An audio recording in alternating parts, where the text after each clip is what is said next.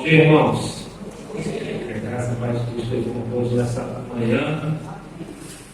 É uma alegria, irmãos, estarmos aqui novamente com os irmãos. Confesso que estava sentindo bastante falta da comunhão, estarmos aqui adorando juntos com os irmãos. Foram períodos agradáveis com a minha família, trabalhei um pouquinho, mas também descansei bastante. Desfrutei aí do convívio aí da família, por esse período de férias. Agradeço a igreja por permitir aí que a minha família, não somente a mim, mas a minha família pudesse desfrutar desse momento de descanso, de férias, de restabelecimento. Então vamos já começar a retomar aqui a nossa série de exposição sobre os salmos de peregrinação, com o título Salmos para a Vida, que nada mais é extrair desses salmos de peregrinação ou salmos de romagem ensinamentos para as nossas vidas, da vida da igreja. Eu já peço aos irmãos que abram suas Bíblias hoje no Salmo 128. E antes ainda de lermos o texto, existe uma pergunta que os filósofos tentaram responder durante décadas, até centenas de anos, e entendo que não conseguiram, se a resposta deles não estiverem baseadas naquilo que a Bíblia, as Escrituras dizem a respeito. E a pergunta é: qual é a definição de felicidade? Essa parece uma pergunta simples, mas ela não é. Não é simples. Geralmente as pessoas tendem a não definir a felicidade, sim relacioná-la com uma ou várias fontes que até certo ponto produzem, digamos que, uma pequena porção variável de felicidade. Geralmente a maioria das pessoas relacionam a felicidade a pelo menos 3 fontes, mais comum, mais usada, geralmente se canta até isso aí em virada de ano novo, né? Dinheiro, amor, relacionamento, né? E saúde, né? Se realmente essas forem as nossas principais fontes de felicidade, lembrando que isso não é definição. Lamentavelmente teremos dificuldades para sermos felizes, porque todas essas fontes são esgotáveis ou podem estar ausentes em alguns momentos da nossa vida. A saúde falha, o dinheiro acaba, o relacionamento, o amor às vezes machuca. Eu quero então fazer uma afirmação aqui para os irmãos, baseada no texto que nós iremos pregar hoje. A felicidade ela não está relacionada a nenhuma dessas fontes, se é que elas realmente são fontes de alegria. Na verdade, elas não são as fontes de alegria. Tudo isso é muito bom, dinheiro, ter saúde, o amor, o relacionamento, mas a razão da alegria do homem não estão nessas coisas. E embora pareça estranho, o temor do Senhor é a razão da alegria do homem. Todo aquele que teme ao Senhor é feliz. É o que o Salmo 128 vai nos ensinar nessa manhã. O texto vai nos dizer que existe uma relação entre temor do Senhor e a felicidade autêntica. Você desfrutará de uma felicidade autêntica se você realmente for uma pessoa verdadeiramente temente a Deus, como alguns textos que lemos nessa manhã. Existe uma felicidade intrínseca em temer a Deus, em temer ao Senhor. Você pode estar se perguntando agora: eu temo ao Senhor, eu temo ao Senhor, e por que eu não me sinto uma pessoa feliz? Talvez a grande questão seja: o que realmente significa temer ao Senhor? Será que realmente sabemos o que significa temer ao Senhor? E se você sabe, será que realmente estamos crescendo nessa área? Como igreja, como servos de Deus? Temer a Deus está muito ligado à primeira frase do nosso projeto ministerial: amando a Deus. Nós podemos ver que a felicidade ela se encontra aqui, naquilo que nós vamos estudar hoje, nesse Salmo 128. Eu quero ler com os irmãos. Os irmãos acompanhem, por favor. Diz assim a palavra do Senhor: bem-aventurado aquele que teme ao Senhor e anda nos seus caminhos. Então, vamos repetir, irmãos. Bem-aventurado aquele que teme ao Senhor e anda nos seus caminhos. Do trabalho de tuas mãos comerás, feliz serás, e tudo te irá bem. Tua esposa, no interior de tua casa, será como a videira frutífera, teus filhos, como rebentos da oliveira, a roda da tua mesa. Eis como será abençoado o homem que teme ao Senhor. O Senhor te abençoe desde Sião, para que vejas a prosperidade de Jerusalém durante os dias da tua vida. Veja os filhos dos teus filhos, paz sobre Israel. Amém? Esse é o título da mensagem de hoje. Felicidade daqueles que temem a Deus. Esse salmo, irmãos, ele é um apêndice do Salmo 127, que foi pregado aqui há 2 domingos. Isso quer dizer que o Salmo 127 ele apresenta a Deus como o único provedor de todas as coisas, inclusive os filhos. Mais da metade do Salmo 127 fala dos filhos, né? Faz a relação deles como, usa a metáfora deles como uma flecha, aljavas cheias dele. Por isso que eu digo que esse salmo é um dos textos bastante apropriado para se pregar sobre família, no contexto de família. Tanto o Salmo 127 como também o Salmo 128. Mas o Salmo 128 vai nos mostrar que as bênçãos de Deus são mais visíveis naqueles que temem a Deus. E isso tem um motivo. E o motivo é que os que temem a Deus se alegram. Eles se alegram com o que têm.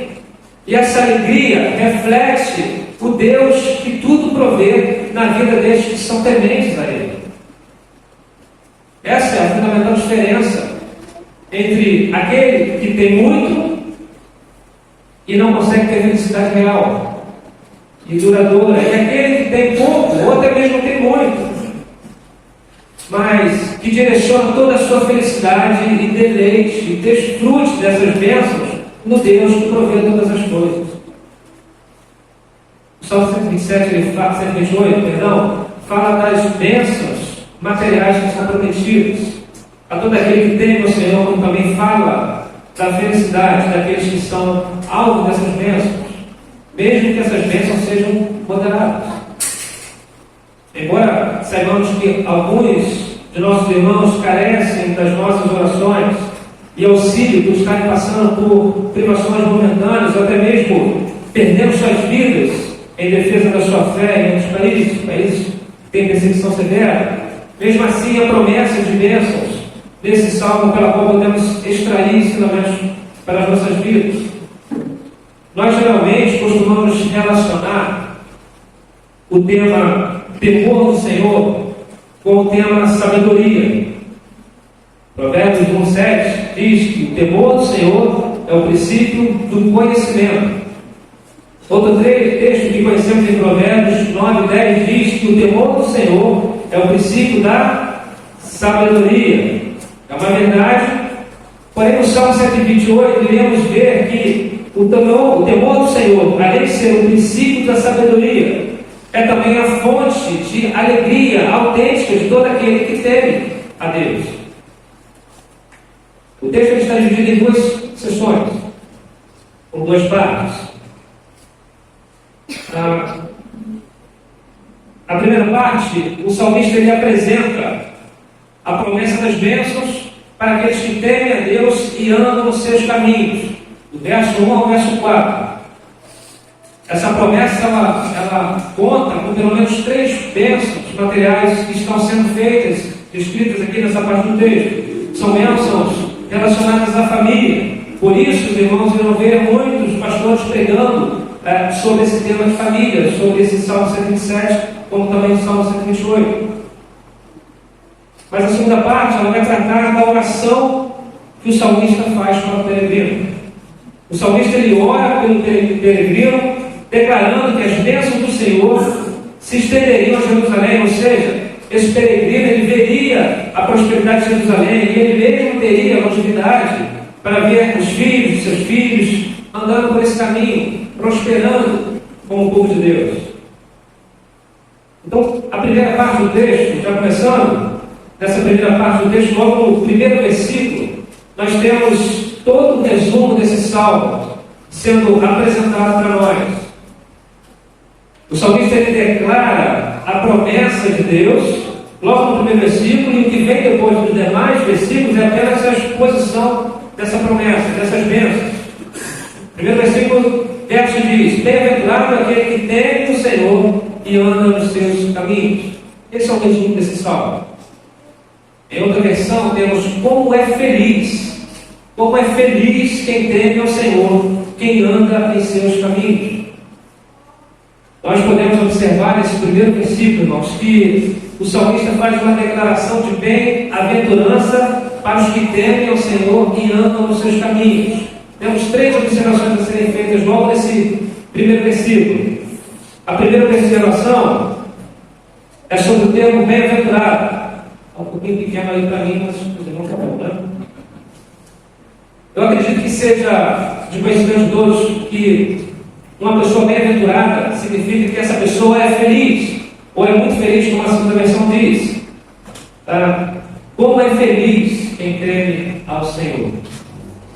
Nessa versão parece que o salmista está mais a fazer uma exclamação, né? Como é feliz! Como é feliz!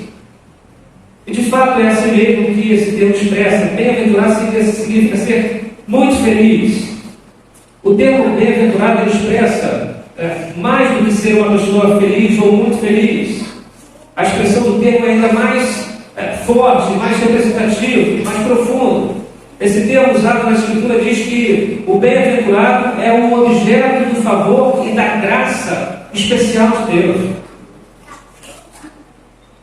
Isso não tem nada a ver com aquela frase que disseram por aí, né? Jesus é o Evangelho, Jesus é o centro do Evangelho, de Jesus você é o centro. Não tem nada a ver com essa frase. Não é isso que eu estou dizendo. O termo bem-aventurado, nesse princípio, está dizendo que você estará sendo o alvo do favor e da graça especial de Deus, na condição de um crente que, de fato, teme a Deus e anda os seus caminhos. Vejam que não há uma especificação aqui sobre a pessoa que será alvo desse favor e dessa graça. Esse texto não está fazendo uma promessa a todos os homens, embora possamos ver homens ímpios desfrutando das promessas e das bênçãos de Deus. Deus relata sobre ter boa esposa, muitos filhos, trabalho, longevidade, netos, prosperidade. Porém, já dissemos que a reação a todas essas coisas, com essas bênçãos, é que identificam o que realmente são pessoas tementes a Deus. É por isso que o primeiro versículo ele continua dizendo, e aqui já podemos explicar a segunda observação que está no termo utilizado, que o temer, que é temer o Senhor. Bem-aventurado é aquele que teme o Senhor e anda nos seus caminhos. Significa temer ao Senhor, irmãos. O ímpio ele pode até temer a Deus, e na verdade ele deve temer a Deus. Porém, esse temor se dá na condição de que Deus é o juiz de todo aquele que não crê. E esse juiz ele está irado pela falta de arrependimento e fé na obra de Cristo. Portanto, essa promessa é feita para aqueles que temem a Deus. E o que significa então temer a Deus? Para o ímpio nós já vimos que o que significa. O ímpio deve temer a Deus pela condição em que ele se encontra diante do grande juiz de sua alma. Mas para nós, os salvos e remidos pelo sangue de Cristo, o que significa temer a Deus? Como podemos fazer isso? Ou como podemos crescer no temor a Deus? Sendo bem breve aqui, pois esse tema daria uma outra pregação, nós que tivemos nosso coração regenerado, nós devemos nos relacionar com Deus como nosso Pai, da mesma maneira que a oração do Pai Nosso nos ensina. E o que Jesus ensina na oração do Pai Nosso em Mateus 6:9? Ele diz assim: portanto, orem assim: Pai nosso que estás nos céus. Pai nosso que estás nos céus. Santificado seja o teu nome. Veja que utilizamos a expressão de intimidade que o início da oração nos propõe com o uso do Pai Nosso, né? Ou em outros textos, Abba Pai, Paizinho. Não deve estar descasado de nossa reverência santa a um Deus santo, nosso Pai, porém santo e Criador de todas as coisas, o Ser Supremo.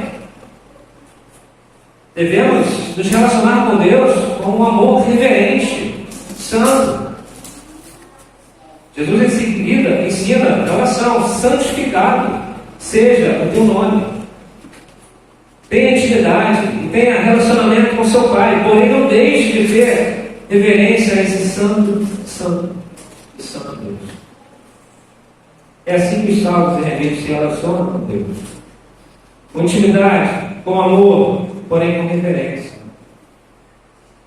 Existe intimidade para chamarmos de Pai, porém existe reverência para louvarmos sua santidade e seu poder. Amém? É aquela intimidade respeitosa que, felizmente, muitos filhos estão deixando de ter com seus pais. Relacionamento, intimidade, amor, confiança, porém, respeito. Existe felicidade autêntica em nós, em temer a Deus, e esse temor será evidenciado de alguma forma. E essa forma está ainda na continuidade do versículo 1. E nele temos 3 observações a fazer. A primeira é andar nos seus caminhos. Versículo 1 dizendo: bem-aventurado aquele que teme o Senhor e anda nos seus caminhos. Andar nos caminhos é a evidência daqueles que temem a Deus. Evidência ou responsabilidade podem estar entrelaçados nesse andar nos seus caminhos. E quais são os caminhos? Os caminhos são os preceitos de Deus. É tudo aquilo que as Escrituras nos ensinam, nos exortam, nos ordenam. São os mandamentos de Deus. É a lei do Senhor.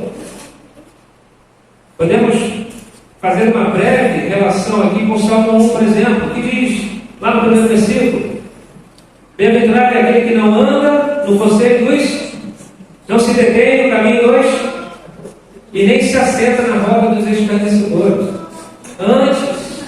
Antes, o seu prazer está na lei do Senhor, e na sua lei medita de dia e de noite. Esse salmo está confirmando o que o Salmo 128 diz sobre o servo que anda nos caminhos do Senhor. Os caminhos do Senhor é deleite para o cristão. O cristão ele tem prazer em viver no caminho do Senhor. Se juntarmos esse Salmo 1 e o Salmo 128, teremos que aquele que não anda nos conselhos dos ímpios, anda em qual conselho? O conselho do Senhor. Aquele que não se detém no caminho dos pecadores, em qual caminho ele se detém?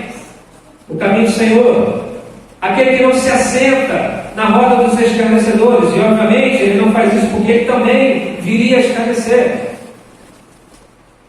Por que ele não se assenta? Porque ele tem isso. Porque ele tem um temor que aponta para um respeitoso amor pelo Senhor. Temer a Deus, como já disse, se evidencia nas atitudes e nos comportamentos. Portanto, andar nos caminhos do Senhor significa atestar o fruto de uma vida que, de fato, foi alcançada pelo favor de Deus, e por isso, tal pessoa é considerada temente a Deus, segundo São Cristo. E convenhamos, irmãos, coisa bem prática, talvez que nos ajude a entender: se o mentor diz para você que é pintor, porém, quando você vê ele trabalhando com material de pintura, você poderá observar se ele realmente é um pintor de verdade, porque as habilidades dele quanto ao trabalho será evidenciada. Não adianta dizer que você é temente a Deus se as atitudes são contrárias ao caminho de Deus. Vejam que Provérbios 8,13 diz: o temor do Senhor consiste em odiar o mal. Eu odeio a soberba, a arrogância o mau caminho e a boca que fala coisas perversas. Falamos que andar no caminho, além de muitos exemplos, cuidado, é também observar a lei de Deus. E essa verdade, ela se repete no Salmo 119:1. Aliás, no Salmo 119 fala da excelência da lei divina. O Salmo 119 diz: bem-aventurados, pois irrepreensíveis no seu caminho, que andam na lei do Senhor. E a lei do Senhor pode ter como significado toda a Escritura, toda a Bíblia, toda a Palavra de Deus. Ou também pode estar se referindo aos 10 mandamentos, pela qual nós já estudamos aqui, inclusive. Agora, qual o uso que os cristãos devem fazer dos 10 mandamentos? Mesmo lembrando que vivemos dentro da graça. Aliás, sempre foi graça. Sempre foi graça. Existem pelo menos 3 usos dessa lei. O primeiro uso é usá-la como recurso pedagógico. O que significa isso? Podemos extrair da lei tanto a justiça absolutamente perfeita de Deus, como também as nossas próprias imperfeições que nos mostram nossa incapacidade de cumpri-las integralmente. O que não significa que não devemos persegui-las. A lei torna o pecado conhecido e evidencia a santidade de Deus. Isso nos aponta para a necessidade de arrependimento e que carecemos do perdão de Deus e de Cristo. A segunda função da lei é o uso civil. O que isso significa? A lei era um padrão moral que refreava o mal por meio das ameaças de castigo. A lei não mudava o coração do homem, e até hoje ela não muda. O que muda do coração do homem é Cristo, é Deus. Mas como a lei não mudava o coração, ela inibia em algum grau as transgressões por meio das ameaças de julgamento. Hoje nós podemos afirmar pela revelação e ensinamento do Novo Testamento que a nossa obediência é reflexo do amor a Deus. Mas, mesmo assim, podemos nos beneficiar da condição que o uso da lei pode nos propiciar. E veja que eu estou convencendo a igreja a voltar a viver debaixo da lei. Não é isso que eu estou dizendo. Estou afirmando o mesmo que o apóstolo Paulo afirmou lá em sua primeira carta a Timóteo, capítulo 1, versículo 8. Sabemos, porém, que a lei é boa se alguém dela se utiliza de modo legítimo. E qual é esse modo legítimo pela qual Paulo está falando aqui nesse versículo? É o modo que nos leva a perceber a nossa necessidade de Cristo. Porque a lei coíbe o que o nosso coração tende assim. E a terceira função moral, terceiro uso da lei que nós devemos fazer, é o uso moral. É a lei que temos, é na lei que temos a direção para o padrão moral de Deus. E são esses padrões morais da lei que oferecem direção para o cristão buscar uma vida de gratidão, humilde pela graça de Deus que foi demonstrada para com ele. A obediência aos mandamentos de Deus é proveniente de um coração agradecido pela redenção como dom gratuito de Deus. Isso quer dizer que nós, depois do pecado, não teremos condições de cumprir com esse padrão moral de Deus, mas agora, depois da redenção, temos a alegria de buscar esse padrão com a ajuda do Espírito Santo, sabendo que, mesmo sendo possível para nós, por causa do pecado, então, mesmo não sendo possível, sabemos que estamos resguardados por Deus. Então, andar nos caminhos do Senhor é usar a lei da maneira correta, conforme Paulo nos ensina. Andar nos caminhos do Senhor significa buscar o padrão moral de Deus com muita gratidão no coração por sua obra, pela obra de Cristo. Então, agora podemos ir para a apresentação das bênçãos. A primeira parte do texto do Salmo 128. Nos versos 2 a 4 temos a exposição dessas bênçãos, prometidas para aqueles que são tementes a Deus e que de fato demonstram esse temor andando nos seus caminhos.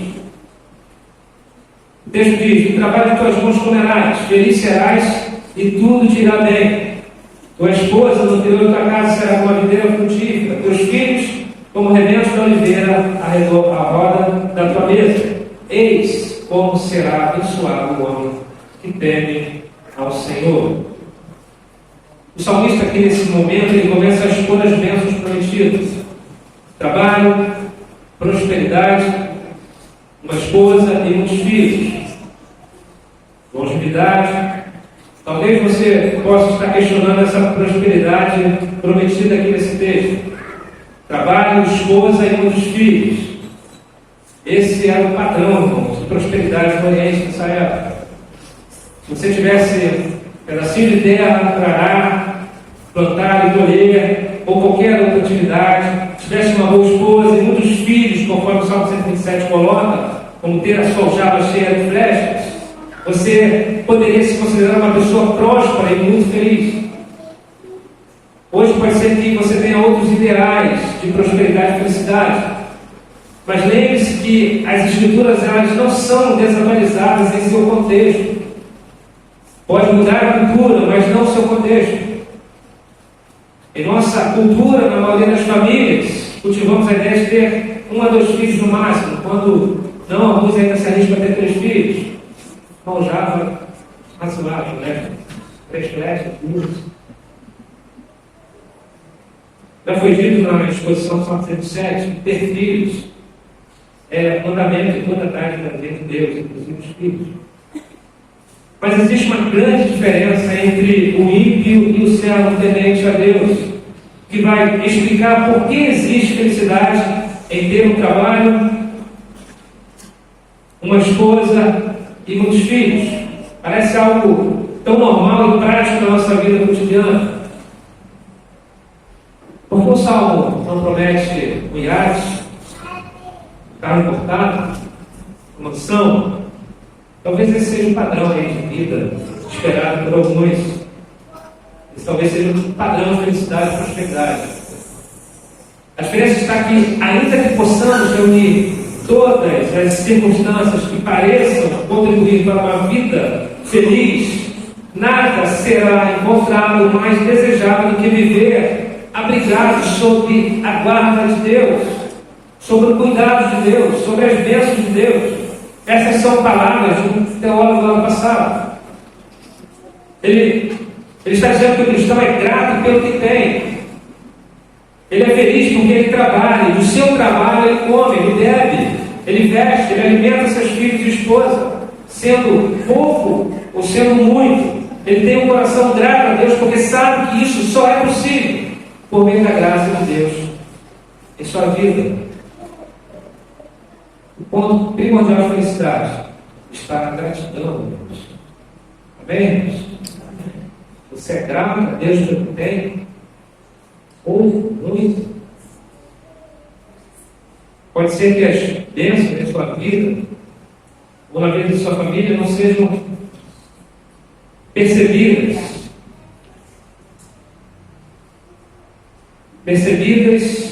por alguns, mas elas estão aí. Você está contemplando e tendo gratidão pelo seu trabalho. Embora lá em Gênesis uma das maldições por causa do pecado foi que o homem teria de trabalhar arduamente para conseguir o seu sustento. O homem, após a redenção, ou seja, após ser redimido por Deus,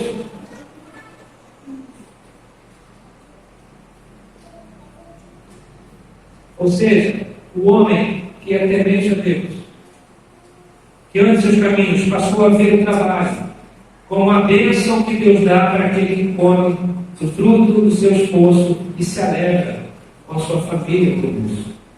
Ele tem contentamento e gratidão. E essa prosperidade por meio do trabalho se dá de maneira justa. Ele come do fruto do seu trabalho, não da exploração do trabalho dos outros. Essa parte do texto, ela quer nos ensinar que devemos formar uma estimativa muito diferente a respeito do que é felicidade em relação ao que o mundo acha que é felicidade. Para o mundo, ter tranquilidade, honras e muitas riquezas é o padrão máximo de felicidade. É o que o coração humano cobiça, muitas vezes, a qualquer custo. Mas nesse texto, o salmista diz que aquele que tem o Senhor é abençoado com o trabalho, e o fruto do seu trabalho lhe traz felicidade. Não fala de quantidade, e sim de contentamento com o que Deus lhe dá. A segunda promessa que é feita nesse salmo está no versículo 3, onde diz que a esposa do temente a Deus será como uma videira frutífera no termo da cravo. Aqui nós temos um padrão de esposa naquela época no Antigo Oriente. A esposa ela seria uma mulher caseira, boa dona de casa, que gosta da vida em família. Sei que hoje esse padrão está um pouco diferente na nossa cultura. As mulheres querem ter sua independência, às vezes, em prol dessa independência, preferem não formar uma família. Por diversos motivos. Eu não estou dizendo que isso é um pecado. Porém, digamos que, de algum modo, não se encaixa no padrão da criação de Deus para a humanidade. Não há outro jeito bíblico de prosperar a família. O casamento, de fato, é o padrão de Deus para a raça humana, mas isso não quer dizer que aqueles que não querem formar uma família são obrigatoriamente a fazê-lo. Porque se assim desejarem fazer, se desejarem formar uma família, temos esse salmo como um exemplo de relacionamento. Isso envolve uma mulher que queira construir uma casa, uma família. Precisa gostar da ideia de viver com o marido e ter filhos e criá-los.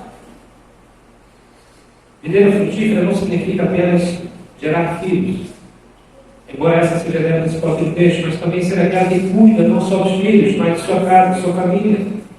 Ela prospera e faz prosperar sua família com o seu zelo. E essa videira frutífera, como uma barreira que dá muitas uvas, contribui para que o povo de Deus se multiplique. E ainda assim existe, no versículo 3, a terceira promessa do texto, que é, na verdade, a continuidade da segunda promessa, que diz que seus filhos serão como rebentos da oliveira, brotos da oliveira. Existem duas comparações entre a mulher e os filhos com a videira e a oliveira.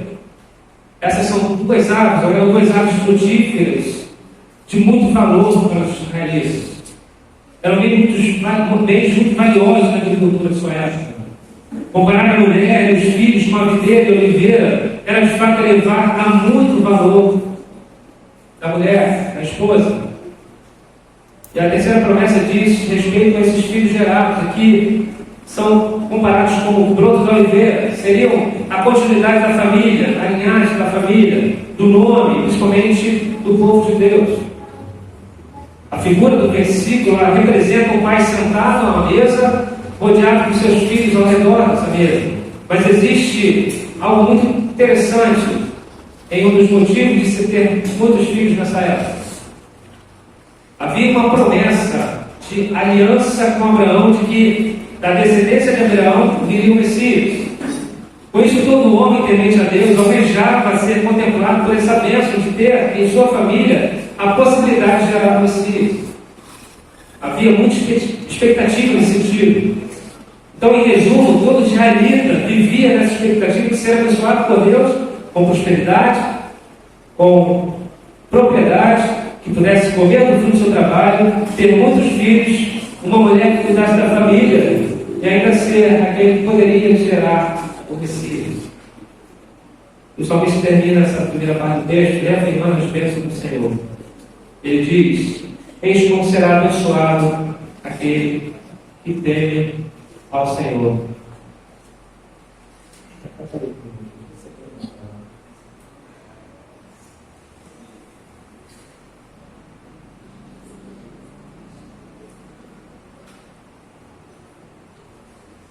Nosso texto ele continua, então, você agora na segunda parte do texto, já caminhando para o final. É nessa segunda parte do texto, na divisão do texto, que temos a oração feita pelo salmista em favor do peregrino de todo o povo de Deus. E nessa oração, nos versículos 6, o salmista diz o seguinte: o Senhor te abençoe desde Sião, para que vejas a prosperidade de Jerusalém durante os dias da tua vida. Veja os filhos de teus filhos, traz sobre Israel. A primeira parte desse versículo 5, onde diz: o Senhor te abençoe desde Sião, diz para nós, na verdade, quer nos fazer lembrar não apenas as bênçãos detalhadas do Salmo 128, mas que todos dons ou eventos prósperos, as boas coisas que recebemos no curso da nossa vida, são oriundas do nosso Deus. São bênçãos de Deus para nós. Fazendo novamente menção ao Salmo 107. Ser abençoado desse Senhor significa desde a aliança que Deus fez com o seu povo. E que os que temem a Ele terão seus esforços recompensados, não apenas lá no céu, mas ainda em algum grau aqui nessa terra, pela graça e pela misericórdia dele. Por isso o salmista diz que ele poderá ver a prosperidade de Israel, a prosperidade do povo de Deus, a prosperidade ou o crescimento da igreja. Quando o homem teme a Deus e anda em seus caminhos, ele não apenas busca a sua prosperidade pessoal e sua família, ele busca também a prosperidade do seu povo, de sua igreja. Ele quer ver a igreja de Cristo sendo próspera, e ele contribui para isso. E prosperidade da igreja está no âmbito espiritual e também material. O Pai de Missões é um bom exemplo para inserirmos aqui esse desejo de ver a igreja de Cristo crescer, é necessário recursos. O salmista continua no contexto de ver a prosperidade de Israel, dizendo que haverá longevidade para o peregrino temente a Deus, porque na sequência, em sua oração, ele diz que esse peregrino verá a prosperidade de seus filhos. O peregrino verá o filho de seus filhos. E com isso, esse peregrino veria os filhos, os netos, andando nos caminhos do Senhor, o que apontaria para o crescimento e a prosperidade do povo de Israel. E com isso, ele finaliza pedindo paz sobre Israel. Essa foi a oração do salmista. Antes de aplicar esse texto nas nossas vidas, preciso abrir um parênteses aqui. Nós bem sabemos e temos visto que, em algumas ocasiões, em nossas próprias vidas ou na vida dos nossos irmãos, nem sempre essas bênçãos estão presentes. Não há como nós explicarmos ou até mesmo entender o que Deus faz ou decide realizar em nossas vidas. Existem irmãos nossos tementes a Deus e que passam por privações nas nossas mãos. Não podemos contender com a sabedoria de Deus. Deus abençoa por sua vontade soberana os tementes a Deus e por outras vezes não. Mas isso não significa que os que são tementes a Deus e por ora não são abençoados com as bênçãos materiais prometidas aqui nesse salmo, são felizes. Porque a Bíblia não nos ensina a sermos felizes apenas quando somos abençoados. A Bíblia ensina que somos bem-aventurados por temermos e andarmos em seus caminhos. E temos bênçãos atreladas a isso, mas a Bíblia também ensina que podemos passar por dificuldades e mesmo assim continuarmos tementes a Deus e firmes em seus caminhos. O apóstolo Paulo mesmo disse isso: você vivendo muito e indo pouco. Jó é talvez o maior exemplo nesse contexto de privações e perdas, sendo ainda temente a Deus. Deus mesmo faz essa declaração acerca de um homem temente a Deus e que andava nos seus caminhos. Jó capítulo 1, versículo 8. E o Senhor disse a Satanás: você reparou no meu servo Jó? Não há ninguém como ele na terra. Ele é um homem íntegro e reto, que teme a Deus e se desvia do mal. Em resumo, Jó é um homem temente a Deus e andava nos seus caminhos. Mas veja o que Satanás diz a respeito dessa relação de Jó com Deus. Versículo 9. Então Satanás respondeu ao Senhor: será que é sem motivo que Jó teme a Deus? Satanás quer pôr em dúvida a fidelidade e a felicidade de Jó, porque Satanás tenta afirmar que o temor de Jó está baseado nas bênçãos que Deus dava para ele. Jó era muito próspero, tinha uma família próspera, por isso a sua fidelidade a Deus. Satanás insinua que Jó temia a Deus porque Deus o enchia de bênçãos. E com isso Deus vai mostrar para Satanás que toda a prosperidade de Jó que Jó tinha era fruto de sua fidelidade, e não ao contrário. Jó, após ter perdido seus bens, seus servos, todos seus filhos, ainda assim conclama aquela bela adoração ao Senhor. Jó foi o primeiro versículo 20 a 22. Então Jó se levantou, rasgou seu manto, abou a cabeça, prostrou-se em terra e adorou, e disse: Nu saí do ventre da minha mãe, e nu voltarei. O Senhor o deu, o Senhor o tomou. Bendito seja o nome. Em tudo isso, Jó não pecou, nem atribuiu a Deus falta alguma. Isso nos ensina, irmãos, que às vezes, mesmo sendo tementes a Deus e andando seus caminhos, algumas coisas poderão nos faltar ou ser retiradas de nós. Às vezes precisamos que algumas coisas sejam retiradas, porque às vezes lidamos muito mal com as bênçãos que Deus nos dá e nos tornamos crentes acomodados. Não agradecemos mais pelas bênçãos, não oramos mais, chegamos até o ponto de nos afastarmos da igreja em algumas ocasiões e negligenciarmos a igreja, a comunhão no corpo, o serviço por causa de um conforto. E Deus, como Pai, um grande professor, nos ensina, por meio da falta, a retornarmos à razão. Com isso, fecha o parece e faço aqui a aplicação para a nossa vida. Para falar de uma forma simples, irmãos, bem direta, nós irmãos que esse salmo nos ensina que Deus abençoa com bênçãos materiais, sim, aqueles que temem nos seus caminhos. É todo o resumo desse salmo. A promessa de bênção do Senhor nesse salmo não se restringe apenas às bênçãos espirituais, como o perdão dos pecados, a reconciliação com Ele, o novo nascimento, a presença do Espírito Santo em nossas vidas, a paz, a igreja, a comunhão, o batismo, a ceia, o crescimento na piedade, a vida eterna. Mas além dessas bênçãos espirituais, também temos promessas de bênçãos materiais, conforme o salmo ensina. Prosperidade, trabalho, esposa, filhos, família, longevidade, ver os filhos dos filhos, ver a prosperidade dos filhos, no caminho do Senhor, e a prosperidade da igreja, e paz sobre o povo. Enfim, Deus promete bênçãos materiais também para o seu povo, não como uma regra geral a todos, mas principalmente nessa promessa está a alegria da participação de todas essas bênçãos, com a mudança, o conserto da instrução, mas participando de tudo que vem de Deus, considerando as bênçãos como um privilégio e como fruto da graça do Senhor para todos nós, o que enche os corações de uma felicidade grata ao Senhor. Desfrute de sua família, do seu trabalho, do seu igreja, pois todas essas coisas são bênçãos do Senhor.